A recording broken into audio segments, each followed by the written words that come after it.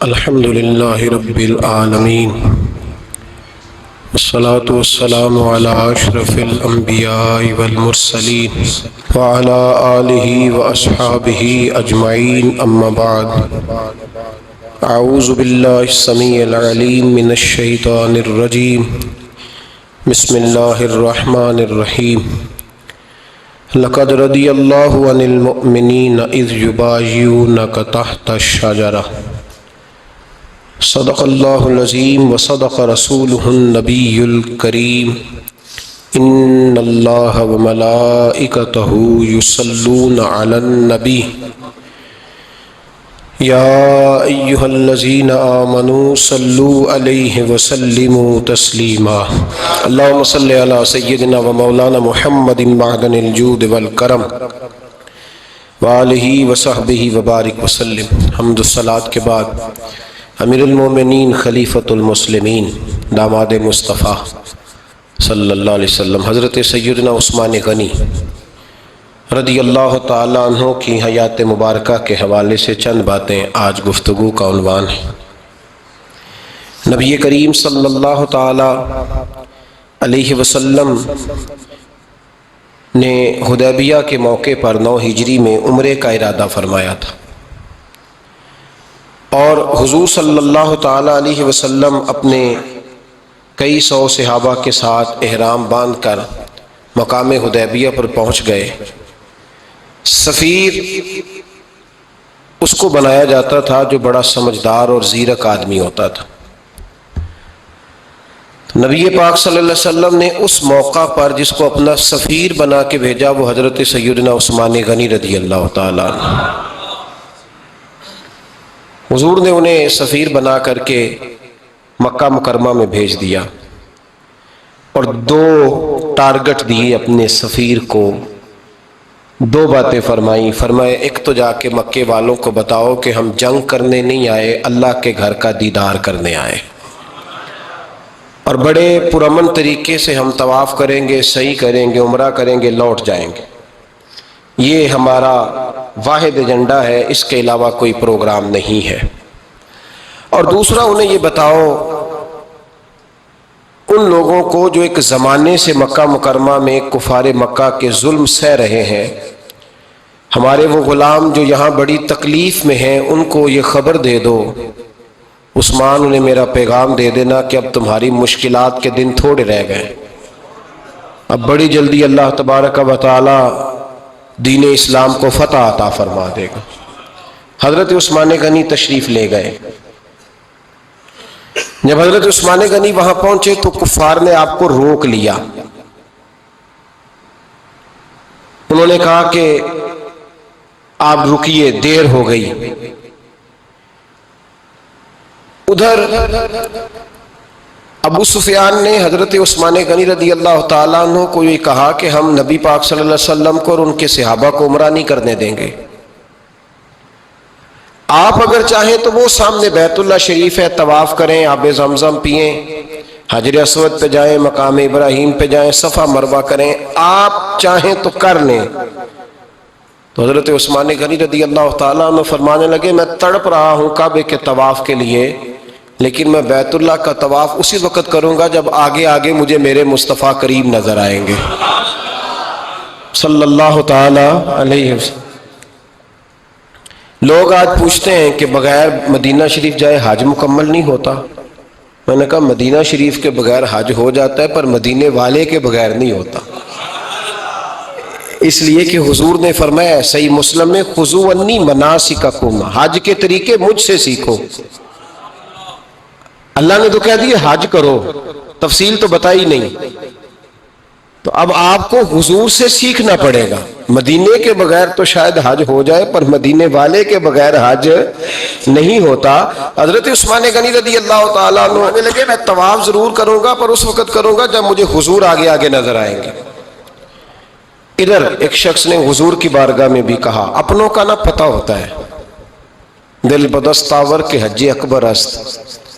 جو دل ہوتے ہیں نا، دل کو دل سے راہ ہوتی ہے، یہ کئی دفعہ جسم علیحدہ علیحدہ ہوتے ہیں پر یہ اکٹھے دھڑک رہے ہوتے ہیں۔ تو دل کو راہ ہوتی ہے. عرض کی یا رسول اللہ صلی اللہ علیہ وسلم عثمان غنی تو طواف کر رہے ہوں گے، صفا مروہ میں ہوں گے، بڑی موج ہوگی، آب زمزم کھول کے پی رہے ہوں گے.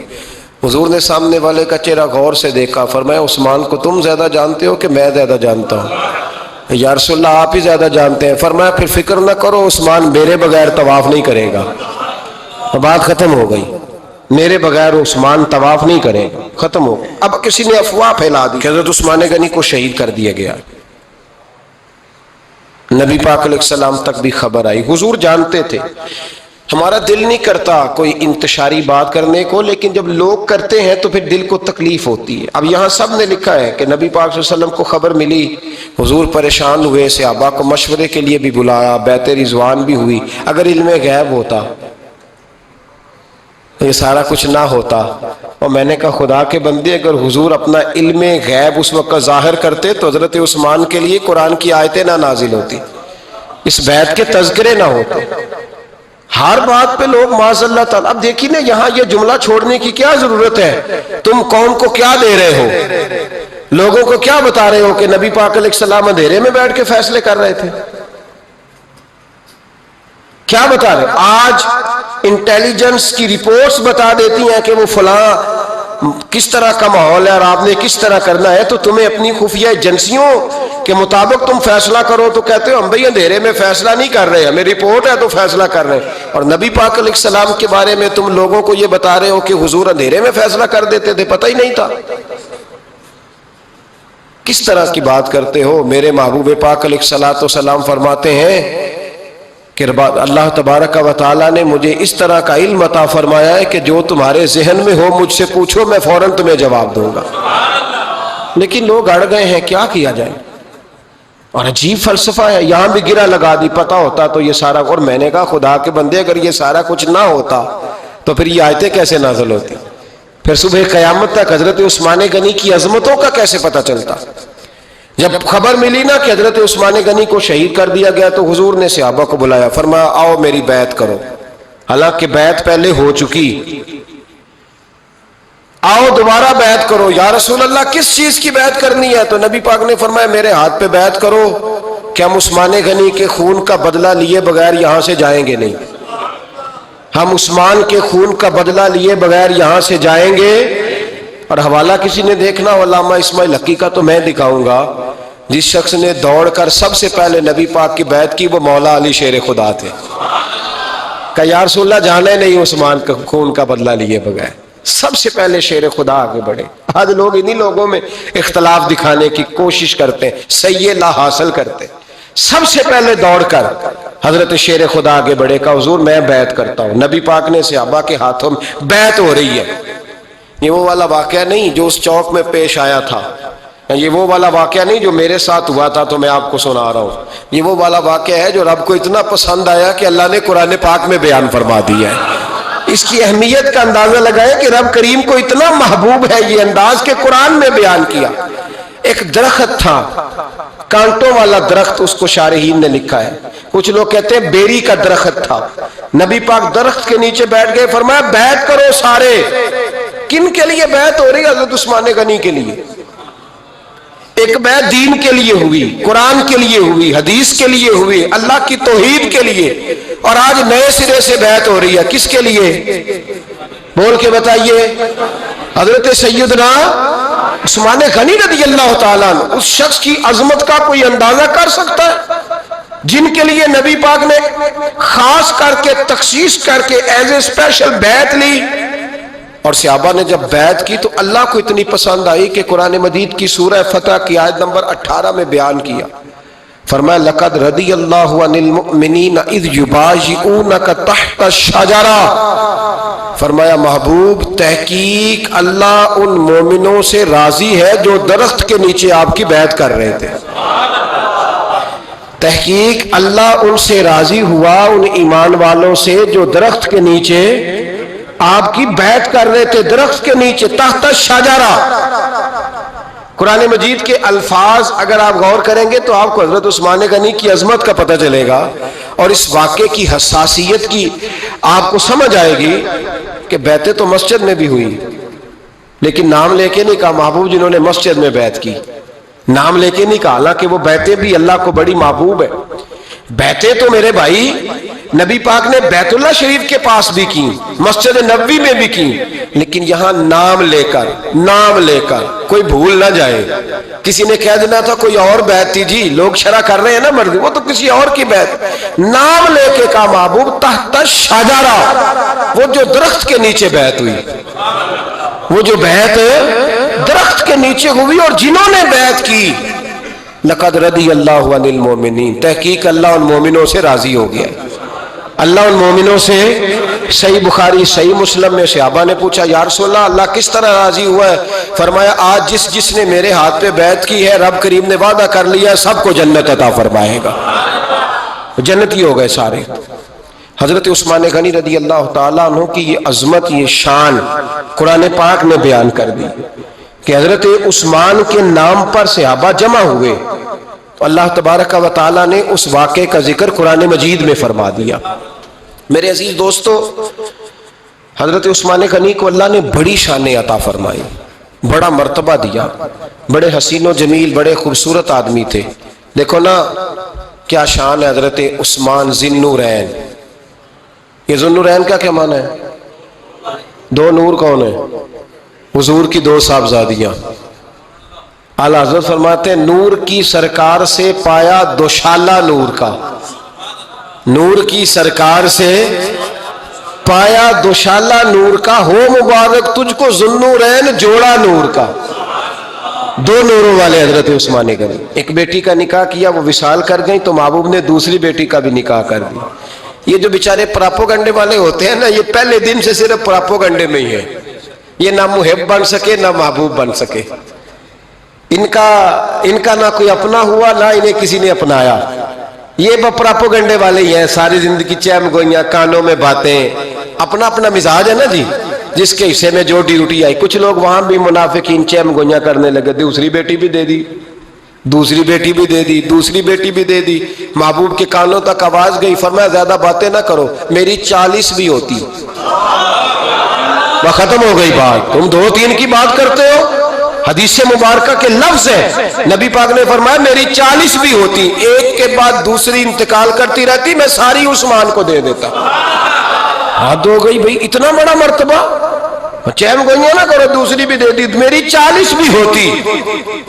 इस हदीस का तर्जुमा यह है कि महबूब फरमाते हैं कि मुझे उस्मान पर एतबार ही बड़ा है, मुझे उस्मान प्यारा ही बड़ा है, उस्मान गनी की अजमत ही बड़ी है। फरमाया मेरी 40 भी होती तो मैं सारी यके बाद दीगर हजरत उसामा बिन ज़ैद रदी अल्लाह ताला अन्हु फरमाते हैं नबी पाक ने अपनी साहबजादी हजरत रुकैया रदी अल्लाह ताला अन्हा का निकाह हजरत उस्मान गनी के साथ किया, तो दोनों मियाँ बीवी प्यारे बड़े थे, हसीनो जमील बड़े। हजरत उस्मान बड़े नफीस आदमी थे, बड़ी नफासत थी, कपड़ा सादा पहनते थे, लेकिन लोग कहते हैं कभी हमने उनके कपड़ों पे धब्बा नहीं देखा, चेहरे पर इतना सा गर्द का निशान नहीं देखा। हमारे मुल्क में सबसे ज्यादा खर्चा मेकअप का आता है, पता है आपको जी? अब अगली जो बात करनी है उस पर, अपने आप को वक्त कितना देते हो, सजने में, सवरने में, तैयार होने में कितना वक्त लगाते हो? फरमाने लगे हज़रत उस्मान गनी इतना तो टाइम ही नहीं है कि अपने आप को दिया जाए। तो कबर इतने प्यारे कैसे लगते हो? फरमाने लगे अपनी वजह से नहीं लगता, हुजूर की वजह से प्यारा लगता। कब वो किस तरह? फरमाने लगे नबी पाक सल्लल्लाहु अलैहि वसल्लम ने हमें वुजू दिया है, फरमाया एक दफा वुजू करके आईने के सामने खड़ा होता हूं, यूं लगता है अल्लाह ने मेरे चेहरे को पहले से ज्यादा नूर अता कर दिया है। देखे ना, बाकी जिस्म छुपा हुआ है और जो जाहिर है उस पर वुजू का हुक्म है। हाथ जाहिर है तो वुजू कर लो, पैर पर्दे से बाहर है तो उनको धो लो वुजू में, चेहरा पर्दे से कपड़ों से बाहर है तो इसको वुजू में। तो उस्मान गनी फरमाते 5 वुजू तो मैं ताज़ा करता हूँ, पिछला हो भी तो नई नमाज ताज़े वुजू से पढ़ता हूँ।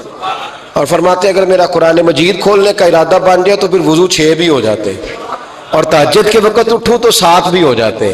फरमाते अलहदा से दुरूद पाक पढ़ने बैठूं तो फिर 10-11 वुजू भी हो जाते। मैं वुजू करता रहता हूँ तो अल्लाह ताज़गी अता कर देता है। हजरत उसामा बिन ज़ैद हुजूर के गुलाम ज़ादे, फरमाते मैं छोटा सा था तो नबी पाक के घर में गोश्त पका, तो सरकार को 4 बेटियों से बड़ा प्यार था। حضرت فاطمہ سے زیادہ ہے، لیکن چاروں بیٹیوں سے بڑی محبت تھی۔ حضرت رقیہ اور جناب عثمان غنی کے گھر میں اسامہ بن زید کہتے ہیں حضور نے مجھے سالن دینے بھیجا، میں چھوٹا سا تھا اور ابھی پردے کی آیتیں بھی نہیں آئی تھی، حکم بھی نہیں آیا تھا۔ کہتے ہیں میں سالن دینے گیا، واپس آیا تو میں نے ان دونوں کو بیٹھے دیکھا تو میں نے اتنے حسین میاں بیوی کبھی دیکھے نہیں تھے، اور میری طبیعت کھل اٹھی۔ فرماتے ہیں جب واپس آیا نا، سرکار نے میرا چہرہ دیکھا، میں نے تو بات کرنی نہیں تھی، حضور نے چھیڑ دی۔ فرمایا میری بیٹی اور داماد کو دیکھ کے آئے ہو؟ یا رسول اللہ دیکھ آیا ہوں۔ فرمایا ایسا حسین جوڑا دنیا میں کبھی دیکھا ہے؟ کہا یا رسول اللہ اللہ کی عزت کی قسم کبھی دیکھا ہی نہیں۔ یہ ظاہری حسن اللہ نے حضرت سیدنا عثمان غنی رضی اللہ تعالیٰ عنہ کو عطا۔ ایک بات میری یاد رکھنا، حسن ظاہر کا نہیں ہوتا، حسن ظاہر کا نہیں ہوتا، ظاہر کا میک اپ ہوتا ہے، حسن ہمیشہ باطن کا ہوتا ہے۔ جن لوگوں کے اندر معصومیت ہوتی ہے ان کے چہروں پہ بھی آئی جاتی ہے۔ کوئی نہیں سمجھ آئی شاید آپ کو۔ اندر اگر بندہ کڑوا ہونا، کسیلا ہو، چہرہ نہیں روشن ہوتا۔ اس کی دلیل حدیث میں موجود ہے۔ نبی پاک صلی اللہ علیہ وسلم سے صحابہ نے کہا یا رسول اللہ اللہ کا ولی کون ہوتا ہے؟ فرمایا جس کا چہرہ دیکھنے سے اللہ یاد آئے۔ تو ولایت کا تعلق دل سے ہے، چہرے سے نہیں۔ ولایت کا تعلق بولیے دل سے ہے، چہرے سے ولایت کا تعلق نہیں ہے۔ لیکن حضور نے دلیل کیا دی؟ چہرہ دیکھو تو اللہ یاد آئے۔ گویا محبوب نے فرمایا کہ دل اگر ولی کا ہو تو پھر اللہ تعالیٰ دل کی برکت سے چہرہ بھی نورانی عطا فرما دیتا ہے، چہرہ بھی نورانی۔ بہت سارے میں نے ایسے بزرگوں کو دیکھا جن کے رنگ گورے نہیں تھے پر نورانی تھے۔ ہمارے علامہ فیض احمد اویسی صاحب رحمۃ اللہ علیہ، میرے استاد گرامی، کا رنگ گورا نہیں تھا، لیکن جو بابا جی کو دیکھتا تھا فدا ہی ہو جاتا تھا۔ رنگ گورا نہیں تھا، گندمی تھا، لیکن کیا بات تھی چہرے کی معصومیت کی۔ تو یاد رکھیں حضرت عثمان غنی کے باطن میں جو حسن تھا، جو وقار تھا، وہ چہرے سے چھلکتا تھا۔ چند خوبیاں بڑی زیادہ تھی حضرت عثمان غنی میں، بہت زیادہ تھی چند خوبیاں۔ ایک بہت بڑی خوبی حضرت عثمان غنی کی جس کو نبی پاک نے بڑا چاہا، وہ تھا حضرت عثمان غنی کا سخی ہونا۔ مالا والے سخی نہیں ہوندے، مالا والے سخی ان کے پاس تو پیسہ بافر ہوتا ہے، کسی وقت 10,000 کا تعاون کاری دیتے ہیں کسی کے ساتھ، وہ سخی نہیں ہوتے۔ بھائی کسی ایک بندہ 1.5 کروڑ کی اسامی ہے تو کسی کو 20,000 کا تعاون کر دے، سخاوت تھوڑی ہے، کروڑوں روپیہ اس کے پاس پڑا ہوا ہے۔ مالا والے سخی، یہ میاں صاحب نے کہا مالا والے سخی نہیں ہوندے، سخیاں کل مال نہیں ہوندا، سخیاں کل مال ہے، اس لیے کہ جمع کریں گے تو رہے گا نا، وہ سخی جمع کرتا ہی نہیں۔ مالا والے سخی نہیں ہوندے، سخیاں کل مال نہیں ہوندا، ایتھے اوتھے دوویں جہان نہیں، سخی کنگال نہیں ہوندا۔ حضرت عثمان غنی رضی اللہ تعالیٰ عنہ فرماتے ہیں کہ جس دن حضور نے تبوک کے لیے جیش اسرا کے لیے اعلان کیا نا، تو حضرت عثمان غنی فرماتے ہیں کہ حضرت ابو بکر صدیق تو سارا مال لے آئے تھے، جناب عمر آدھا لے آئے تھے، مولا علی شیر خدا نے جی کھول کے دیا تھا، لیکن 800 گھوڑے بما پالان کی ضرورت تھی، یعنی 800 فوجیوں کا خرچہ۔ اپنے لفظوں میں بات کر رہا ہوں، فوجی کا خرچہ کیا ہوتا تھا کہ فوجی کا گھوڑا بھی چاہیے، گھوڑے کے ساتھ کجاوا بھی چاہیے، تلوار بھی چاہیے، نیزہ بھی چاہیے، تیر بھی چاہیے، لوہے کی جیکٹ بھی چاہیے۔ حضرت عثمان غنی کہتے ہیں نبی پاک نے اعلان کرنا شروع کیا، ایک دفعہ اعلان کیا تو میں نے کہا حضور 200 فوجی کا خرچہ میرا۔ تو نبی پاک نے دوسری دفعہ اعلان کیا تو کوئی اٹھا ہی نہیں، جنہوں نے دینا تھا وہ تو سارا کچھ پہلے ہی دے چکے تھے، کوئی اٹھا نہیں۔ کہتے مجھے بڑا عجیب لگا کہ میرے مصطفیٰ اعلان کریں۔ حضرت عثمان غنی فرماتے ہیں، شاہ ولی اللہ صاحب نے ازالت الخفا میں لکھا ہے کہ یوں پکڑ کے کہتے ہیں میں نے اپنا نا گریبان پکڑ لیا، عثمان تیرے نبی کو اعلان کرنا پڑ رہا ہے؟ کہتے 1000 فوجی کا خرچہ چاہیے تھا، 1000 کا۔ عثمان کہتے تیسری دفعہ حضور نے اعلان کیا تو کہا یا رسول اللہ 200 اور ڈال لیں۔ سنو سخی کس کو کہتے ہیں؟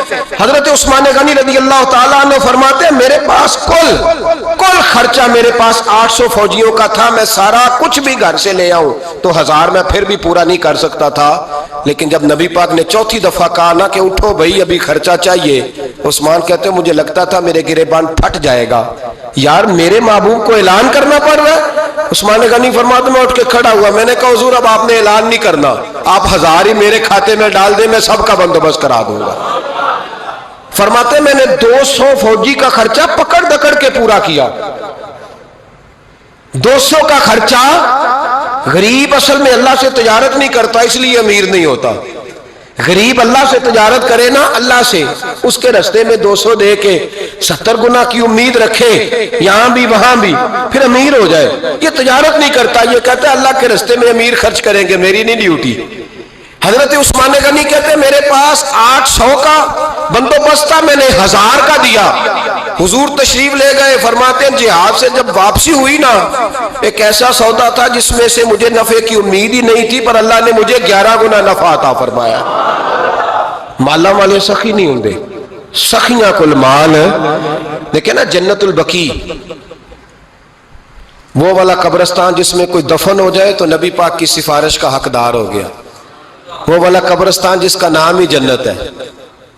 وہاں نا ایک یہودی اپنے جانور باندھا کرتا تھا، تو سرکار ایک دن اس طرف گئے تو واپس آئے، حضرت عثمان غنی قریب کھڑے تھے، نبی کریم صلی اللہ تعالی علیہ وسلم نے فرمایا عثمان اس جگہ کی طرف ذرا چکر لگانا، جگہ بڑی اچھی ہے۔ عثمان غنی گئے، جگہ خرید کے واپس آ گئے۔ حضور نے فرمایا ہوا ہے؟ عرض کی حضور خرید آیا ہوں۔ فرمایا میں نے تو چکر لگانے کا کہا تھا۔ کہا یا رسول اللہ آپ نے یہ بھی تو فرمایا تھا جگہ بڑی اچھی ہے، تو جس کو آپ نے اچھا کہہ دیا یہودی کے پاس تو نہیں نہ رہنی چاہیے، تو میں نے خرید دی۔ شرم نہیں آتی لوگوں کو۔ حضرت عثمان کے بارے میں بات کرتے ہیں، جس قبرستان میں سیدہ پاک بی بی صاحبہ حضرت فاطمہ الزہرا آرام کر رہی ہے، وہ زمین حضرت عثمان نے تحفہ دی ہے۔ حیا نہیں آتی بات کرتے؟ شرم نہیں آتی؟ یہ صدقہ سیدہ فاطمہ کا ہی ہے، انہی کے لیے اللہ نے تحفہ دیا، پر اس کے پیسے حضرت عثمان غنی نے ادا کیے۔ پھر اس قبرستان میں سیدہ پاک نے آرام کیا، پھر اسی قبرستان میں عثمان ابن مسعود نے آرام کیا، پھر اسی قبرستان میں حضرت حلیمہ سعدیہ لیٹی ہوئی ہے، اسی قبرستان کے اندر نبی پاک کی زوجہ سیدہ عائشہ آرام کرتی ہے، پھر اسی زمین پر میرے محبوب کے پیارے نواسے امام حسن آرام فرمائے۔ حضرت عثمان غنی رضی اللہ تعالیٰ عنہ کے بارے میں بات کرتے تیری زبان نہیں کانپتی؟ ان کو بات کرتا ہے جن کے تحفے اہل بیت نبوت نے قبول فرمائے اور وہاں آرام کرنا انہوں نے پسند کیا، اتنا بڑا جرت مند ہو گیا تو۔ حضرت سیدنا عثمان غنی رضی اللہ تعالیٰ عنہ سخاوت کی تو کمال کر دیا حضرت عثمان غنی، اور پھر ضرورت سے زیادہ پیسے دے کے وہ کنویں کی بات بڑی معروف ہے، میں نے بس اشارہ کرنا ہے، نبی پاک نے بھی اعلان کیا تو بڑا ہی اعلان کر دیا، فرمایا وہ میٹھے پانی کا کنواں ہے، قبضہ یہودی کا ہے، جو بندہ خرید کر وقف کرے گا نا اسے کیا ملے گا؟ تو حضور نے فرمایا میری جیب میں جنت کی ٹکٹ ہے، میں اسے جنت دے دینی، یہ ہے عرض جنت، یہ طیبہ کی زمین ہے، جنت بھی یہی، مال کے جنت بھی یہی ہے، جنت لے لے مجھ سے، لے لے۔ حضرت عثمان غنی گئے، اس کو کہا بھئی کنواں میرے ہاتھ بیچ دے، کنویں کی قیمت تھی 500-700 دینار، تو حضرت عثمان 500-600 دینار کل کنویں کی قیمت تھی۔ جناب عثمان غنی گئے، یہودی کو پتا تھا کہ یہ خریدنا چاہتے ہیں، فرمایا یار یہ کنواں بیچ دو، کہنے لگا نہیں بیچنا، فرمایا قیمت منہ مانگی، کہنے لگا قیمت میری مرضی کی، کہا تمہاری مرضی کی، اپنی اپنی اوقات ہوتی ہے نا قیمت لگانے کی، تمہاری مرضی کی، کہنے لگا میری شرط ہے میں ایک دن کے لیے کنواں دوں گا، ایک دن میں ایک دن آپ، فرمایا یہ بھی منظور ہے، کتنے پیسے؟ اس نے کہا میں 3000 دینار لوں گا، 500-600 کا ہے۔ حضرت عثمان غنی فرمانے لگے تو نے اپنی اوقات کے مطابق 3000 مانگا ہے، میں 40,000 لے کے آیا تھا، اپنی اوقات کے مطابق مانگا، 40,000 دینار میری جیب میں۔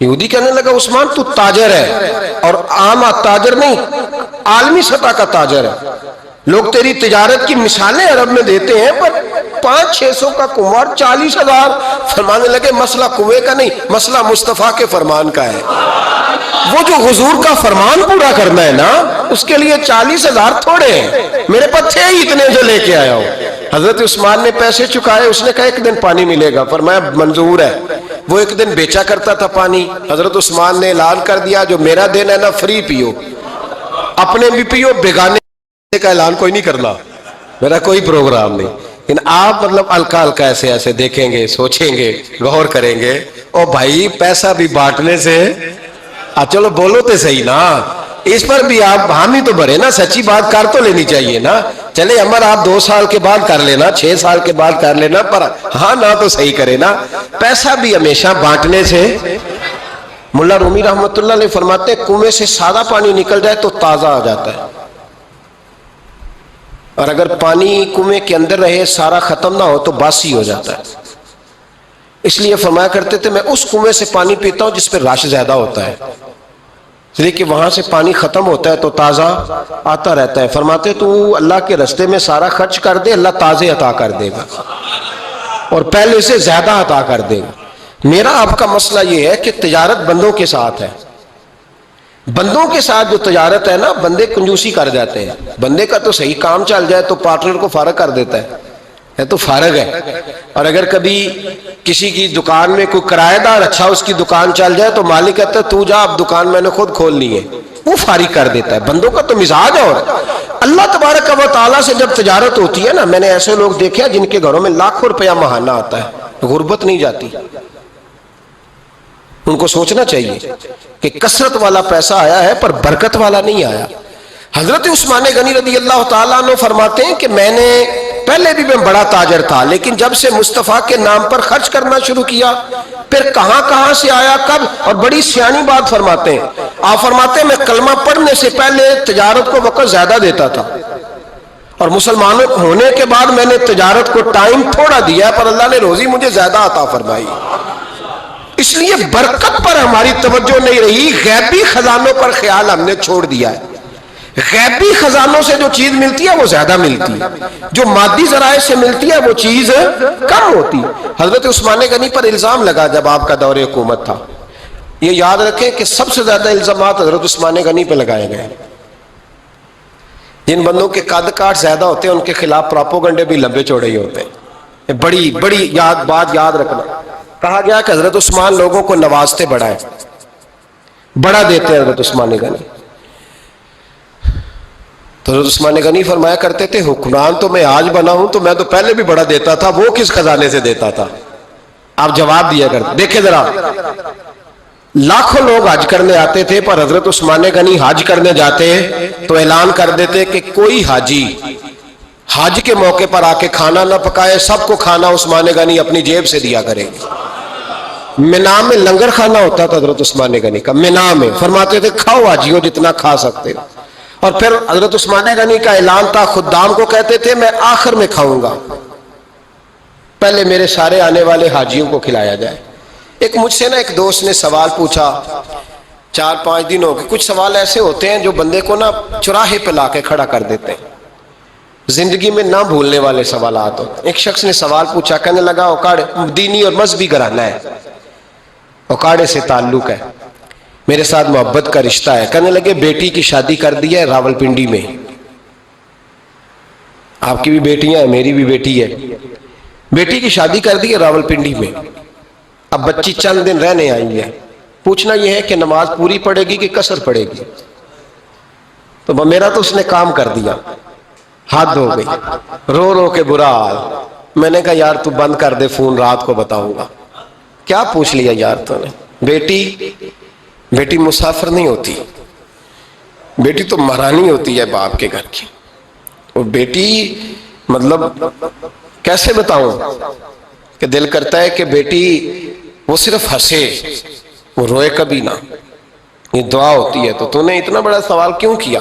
بہرحال علماء کو کچھ چیزوں کے جواب دینے پڑتے ہیں۔ میں نے کہا میں رات کو بتاؤں گا۔ رات کو پھر فون آیا کہ آپ تو بڑی جلدی جواب دینے کے عادی ہیں تو دیر کیوں کر دی؟ تو میں نے کہا یار جواب تو میرے پاس تھا لیکن ہمت نہیں تھی ابھی۔ تو میں نے کہا کہ اگر تو بیٹی آئی ہے والد کے گھر میں اور ابا جی کا پروگرام ہے اسے جائیداد میں سے حصہ دینے کا، تو پھر تو بیٹی نماز پوری پڑے گی، لیکن اگر ابا جی نے علیحدہ کر کے انگوٹھا لگوانا ہے تو پھر بیٹی مسافر ہے۔ اگر ابا جی نے اس کو علیحدہ کر کے انگوٹھا لگوانا ہے نا کہ دے دے بھائیوں کو، خیر ہے تیری شادی پہ خرچہ کر دیا ہے، اگر ابا جی کے دل میں نے کہا یہ ابے سے فتویٰ پوچھ لو، اگر ابا جی کے دل میں چور ہے نا کہ بیٹی کو دینا کچھ نہیں، تو پھر بیٹی نے نماز قصر پڑھنی ہے، اس لیے کہ پھر وہ وہاں حصے دار۔ اس کی دلیل حضرت عثمان غنی رضی اللہ تعالیٰ عنہ حج کے لیے تشریف لے گئے تو لوگوں نے حضرت عثمان غنی سے کہا کہ نبی پاک بھی قصر نماز پڑھتے تھے، حضرت عمر بھی حج کے موقع پر قصر پڑھتے، حضرت ابو بکر بھی، آپ کیوں پوری پڑھتے؟ فرمایا ان کا مکے میں گھر کوئی نہیں تھا، میرے تو پورے کے پورے باغ ہیں، تو میں یہاں مسافر نہیں ہوں، میں یہاں مقیم ہوں، تو اگر تو بیٹی کا حصہ بھی ہے ابا جی کے گھر میں تو پھر وہ نماز پوری پڑے گی۔ لیکن اگر ابا جی نے اللہ تعالیٰ خیر فرمائے بیٹوں کے حق میں فیصلہ سنا دیا ہے اور انہوں نے بیٹی سے کہہ دیا ہے کہ چھوڑ، جو بیٹیاں حصہ لیتی ہیں ان کے بھائی نہیں ملتے تو نہ ملے بھائی، کوئی عرض نہیں، ضروری ہے ظالم بھائیوں سے رابطہ رکھنا جو کھا جائے بہنوں کا حصہ۔ والد ظالم ہے، ظالم ہے باپ، بیٹے کو حصہ دیتا ہے بیٹی کو نہیں دیتا۔ اور یہ 1.5 مربے والے جاگیردار کی بات نہیں کر رہا جس کا 4 مرلے کا مکان ہے، اس کی بیٹی کا بھی حصہ بنتا ہے۔ کیوں کھاتے ہو بیٹیوں کا حصہ؟ ڈر نہیں آتا اللہ تعالیٰ سے؟ کیوں کھاتے ہیں لوگ بیٹیوں کا حصہ؟ جب اللہ رسول نے رکھا ہے تو کیوں کھا جاتے؟ اور پھر کہتے ہیں جناب بڑا پیار ہے بیٹی سے، رونے دھونے کے لیے پیار ہے۔ تو یاد رکھیں حضرت عثمان غنی رضی اللہ تعالیٰ عنہ کا لنگر چلتا تھا۔ تو میرے بھائی ایک اور بہت بڑی خوبی حضرت عثمان غنی کی تیسری وہ یہ تھی کہ آپ میں اللہ نے بہت زیادہ حیا رکھی تھی۔ آج نا اگر آپ ناراض نہ ہو تو ہماری حکومتوں میں جو بدتمیز زیادہ ہوتا ہے اس کا عہدہ زیادہ ہوتا ہے، اس کو اچھا عہدہ ملتا ہے جو بدتمیزی زیادہ کرتا ہے۔ اور ہمارے ہاں نوجوان سمجھتے ہیں کہ کھل کے پھرنا، کھل کے کھانا، مرضی کا لباس پہننا۔ ہمارے ایک بزرگ فرمایا کرتے تھے جب سے پیسے لوگوں کے پاس زیادہ آئے ہیں لباس چھوٹے ہو گئے، پیسہ زیادہ آ گیا کپڑے جسموں پہ سکڑ گئے۔ لوگ سمجھتے ہیں کہ بس جو دل میں آئے کہہ دینے کا نام جمہوریت ہے، آزادی رائے ہے۔ حضرت عثمان غنی رضی اللہ تعالیٰ عنہ شرم و حیا کے پیکر تھے، بڑا پیسہ تھا، بڑا کچھ تھا، لوگ ڈرتے تھے، سردار بھی تھے، جو چاہتے کر سکتے، روب طاری ہوتا۔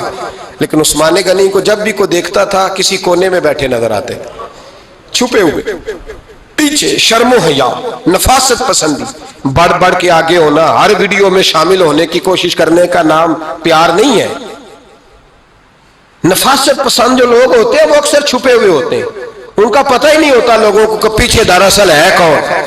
دیکھیے نا بڑی معروف حدیث ہے صحیح مسلم میں، نبی پاک صلی اللہ علیہ وسلم آرام فرما رہے تھے، حضور نے تامت مبارک باندھی ہوئی تھی، لیٹے ہوئے تھے سرکار۔ تو جب آدمی لیٹتے تھے نا، ہمارے بزرگ بھی جب لیٹتے ہیں تو تامت کو سمیٹا کرتے تھے تو گھٹنوں تک آ جاتی تھی، دیکھا نا آپ نے، گھٹنوں تک تامت آ جاتی جب لیٹتے۔ تو سرکار بھی لیٹے تھے، پردے کی ابھی آیتیں نہیں آئی تھی، دروازے پہ دستک ہوئی، حضرت عائشہ صدیقہ عرض کرنے لگے یا رسول اللہ میرے ابا جان جناب ابو بکر صدیق آئے۔ حضور نے فرمایا بلا لو۔ حضرت عائشہ کہتی ہیں وہ آ کے بیٹھ گئے، حضور لیٹے رہے، پھر دستک ہوئی، اب کون ہے؟ کہا سیدنا فاروق اعظم۔ کہا عائشہ آپ ساتھ والے حجرے میں چلی جاؤ۔ اماں جی وہاں چلی گئی۔ تھوڑی دیر کے بعد حضرت عمر آئے، حضور لیٹے رہے، جناب عائشہ کہتی ہیں پھر دستک ہوئی، اب کون ہے؟ فرمایا عثمان غنی۔ نبی کریم نے فرمایا اسے کہو ذرا ٹھہر جائے۔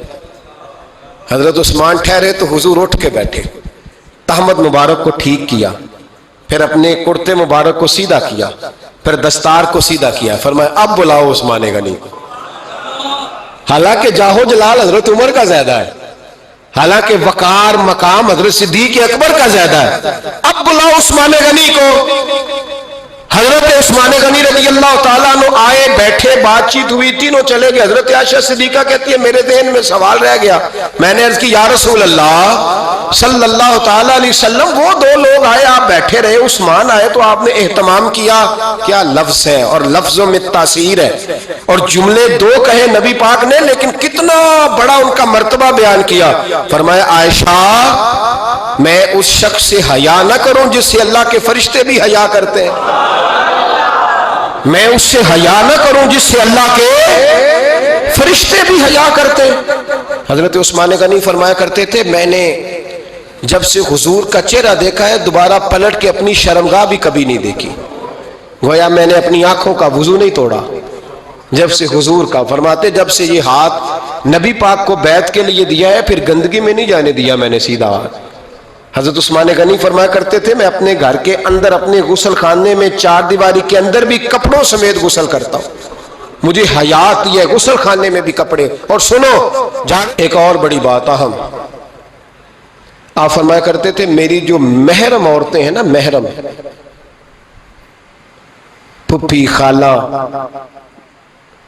میری جو محرم عورتیں ہیں، فرمایا کرتے تھے میں نے کبھی ان کے بھی چہرے آنکھ بھر کے نہیں دیکھے، ان کے بھی چہرے کبھی میں نے آنکھ بھر کے نہیں دیکھے۔ جو میری محرم عورتیں ہیں پھپھی خالہ، فرماتے تھے ان سے بھی جب بات کرتا ہوں تو میں چہرہ جھکا کے۔ ہمارے ہاں تو کزن ایک دوسرے سے سلام لیتے ہیں، لڑکیاں لڑکے کزن ایک دوسرے سے سلام لیتے ہیں۔ بچیاں آیا کرتی تھی تو میری کبھی کبھی مجھے بتایا جاتا تھا، میں نے ایک پابندی لگا دی، بچیاں جب مدرسے میں آتی تھی کہ جو دور سے بچی آئے اس کو جس آدمی کا نام لکھا ہو بتایا جائے وہی لینے آئے۔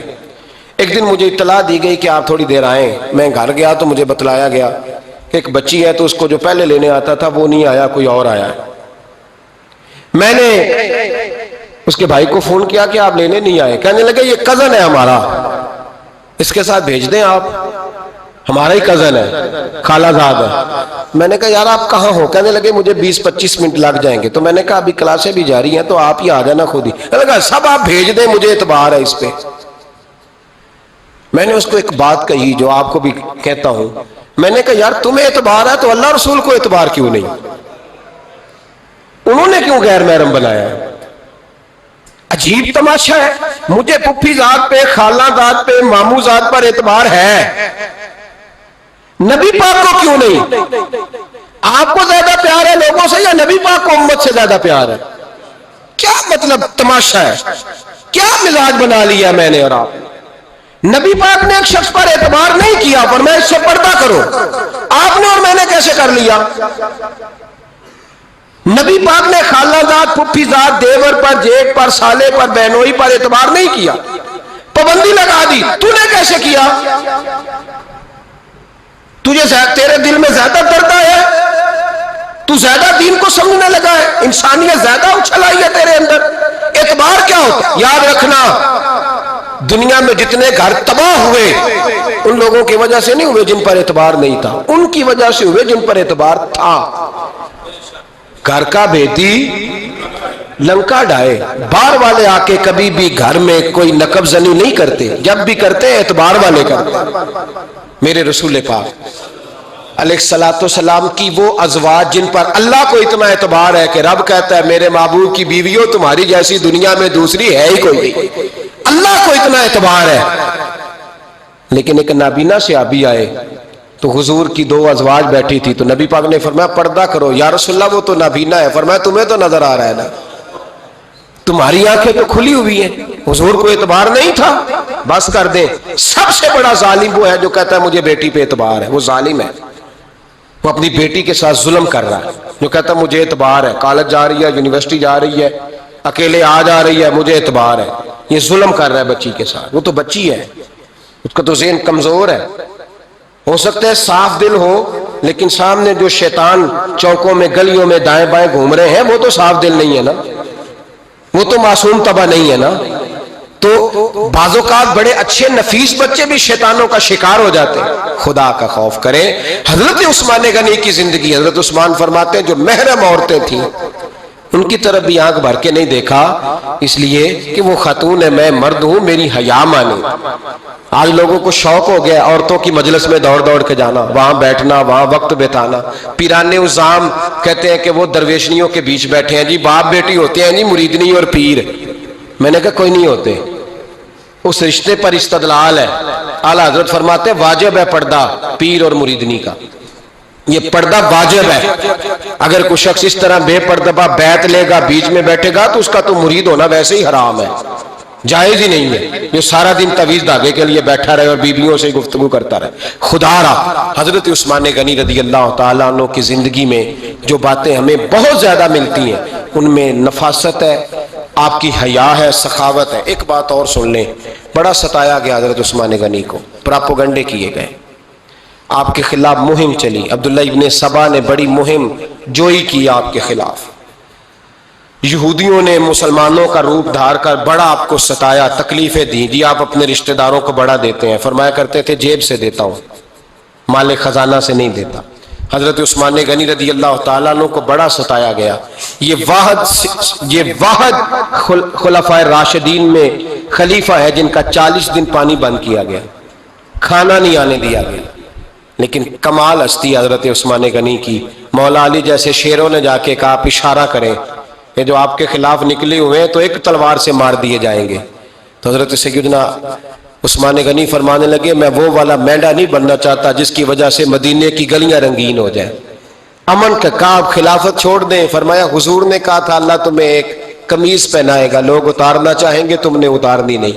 صبر سے، حوصلے سے، اطمینان سے، یہ وہ واحد ہستی ہے حضرت عثمان غنی، انہوں نے شہادت قبول کر لی لیکن تلوار نہیں چلنے دی، لوگوں کو ایک دوسرے کے گلے نہیں کاٹنے دی۔ وہ شخصیت ہے حضرت عثمان غنی کی، لیکن بڑا ستایا گیا، بڑا پراپوگنڈا۔ مجھے بتائیے اس کے بارے میں اللہ قرآن کی آیتیں نازل کر دے اور جس کے بارے میں مصطفیٰ کریم ایک بار نہیں تین بار جنت کی بشارت عطا کر دے، کوئی بندہ ہمیں تاریخ بتائے، حوالے دے، کہانیاں سنائے تو ہم اس کی کہانیاں دیکھیں گے یا نبی پاک کا فرمان دیکھیں گے؟